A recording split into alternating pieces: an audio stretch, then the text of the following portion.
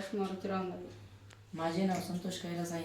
माझ्या शाळेचे नाव कैलास किशनराव गारंटर माध्यमिक विद्यालय पाचनोड. आमच्या शाळेचे मुख्याध्यापक माननीय श्री जाधव सर आणि आमचे विज्ञानचे सर माननीय श्री पोपे सर. आज आम्ही तुम्हाला प्रयोग करून दाखवणार आहे की आपण वीज निर्मिती कशी करावी.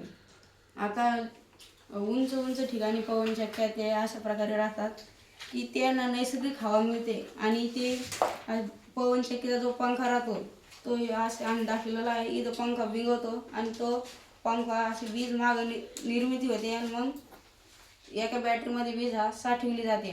आपण जर विचार केला तर आपल्या व्यवहारामध्ये खूप सारी वीज लागते. त्यामध्ये आपण वीज पाण्याद्वारे निर्मिती करतो, परंतु अशा पाण्याची सुद्धा आपल्याला कधीमध्ये टंचाई येते.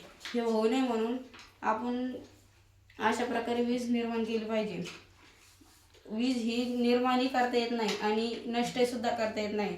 ती फक्त एका स्वरूपातून दुसऱ्या स्वरूपात निर्माण करता येते. त्याचप्रकारे पवनचक्कीला जशी नैसर्गिक हवा मिळते त्यामध्ये आम्ही ही कृत्रिम हवा देतो आणि मागं वीज निर्मिती होते.